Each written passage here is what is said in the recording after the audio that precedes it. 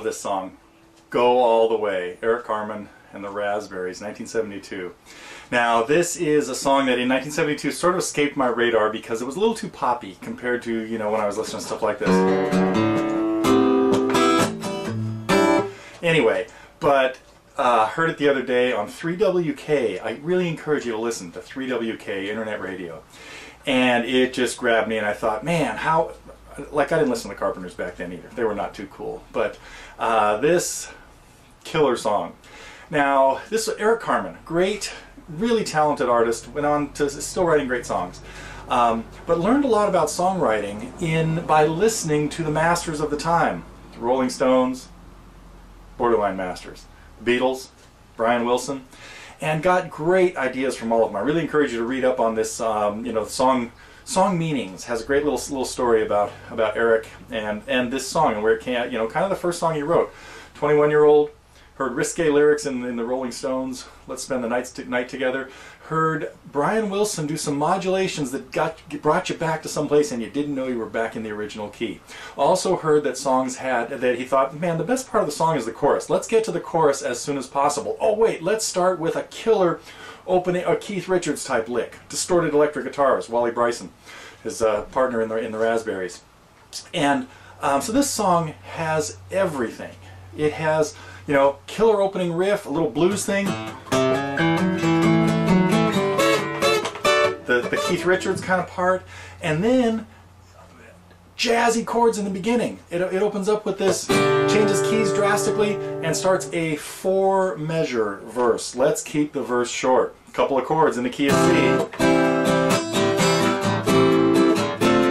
And then a little modulation. It lands in the key of A.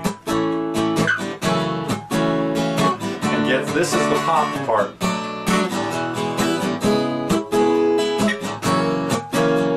And then another little modulation. Or a chord outside the key. Killer chord progression. And then great vocals, of course, to go along with it. And then there's even more. He goes into a bridge that is completely unrelated to the rest of the song. Kind of starts hanging out on an A chord and throws in some caveman rock. And even more.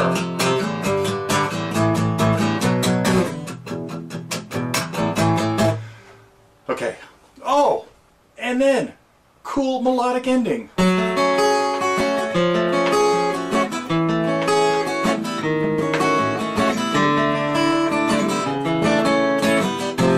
That weird modulation.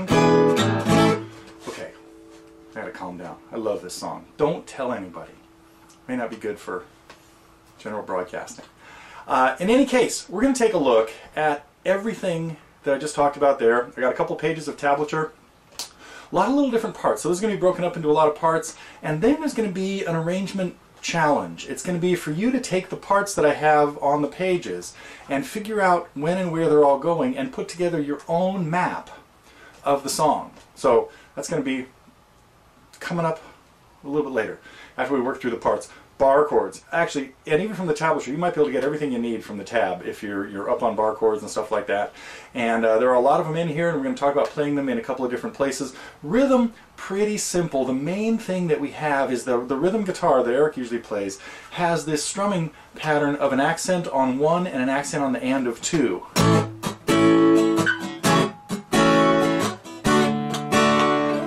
Down, up. Sometimes we have an even change. Just like Jim Croce used, and I'll have to say I love you in a song. So, go listen to it, take a look at the tab, or if you want to just try working on figuring it out yourself, you can work on that. We've got some jazzy chords, as I talked about before. Anyway, okay, enough talking about this. Let's get into Go All the Way.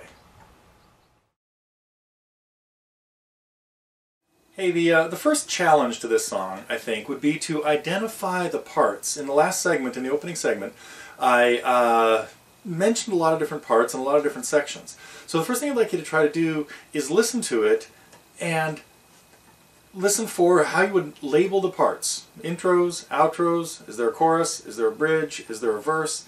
There are a lot of different things. So we're going to need labels for the parts that we do here. And see if you can get a general feel for what each of the parts sounds like and feels like, and the mood that it's sort of creating. So in the next segment, I'll come in and start talking about the chords and how I would identify the parts.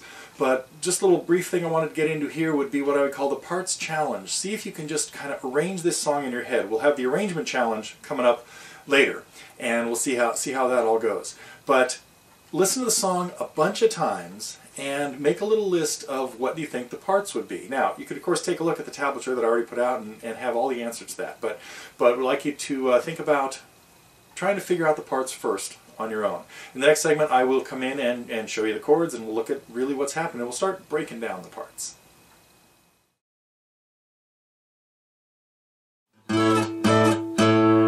First part I want to talk about is the intro, which really consists of a couple of different riffs, and we're going to look at a couple different ways of playing each of them.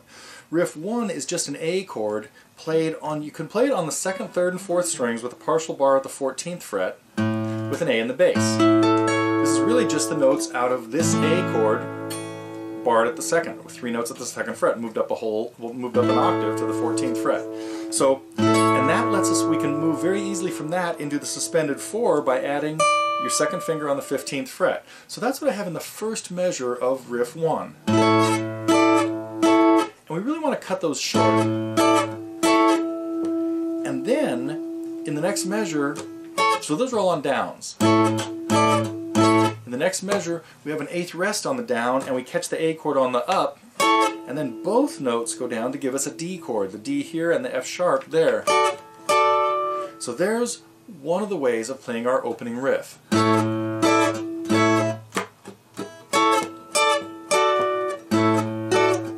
Oops, too many notes. Suspended 4 only on the first one.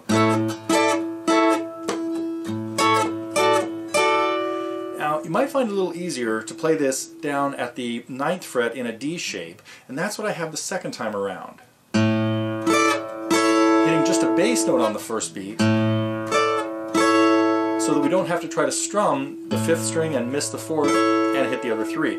There would be another way to do this, and that would be we could add in another note on the 4th string, but more trouble than we need, or we can add in an F sharp, but that actually gives us a note that maybe gives a little too much harmony in the chord. Best option is hit the bass note on the first beat, hit the chord on the second beat. Suspended 4 first, and hit the bass note again.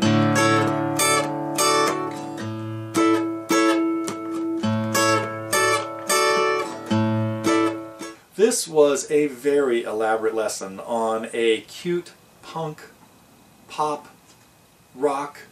I mean, there was punk stuff in it, there was rock stuff in it.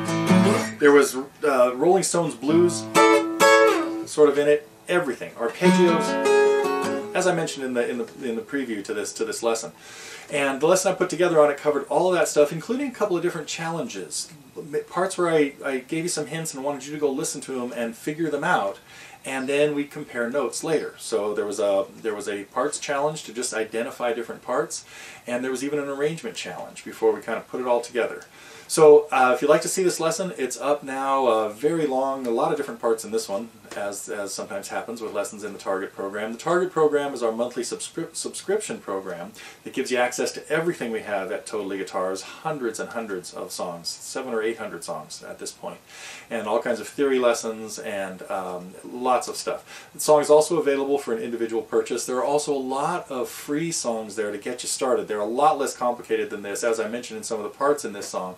You really have to have a good understanding of bar chords, a good understanding of rhythm, not a great beginner's song because you have to have really solid rhythm to your playing. So, but if you'd like to check out the lesson on Go All the Way by the Raspberries, it is up now at TotallyGuitars.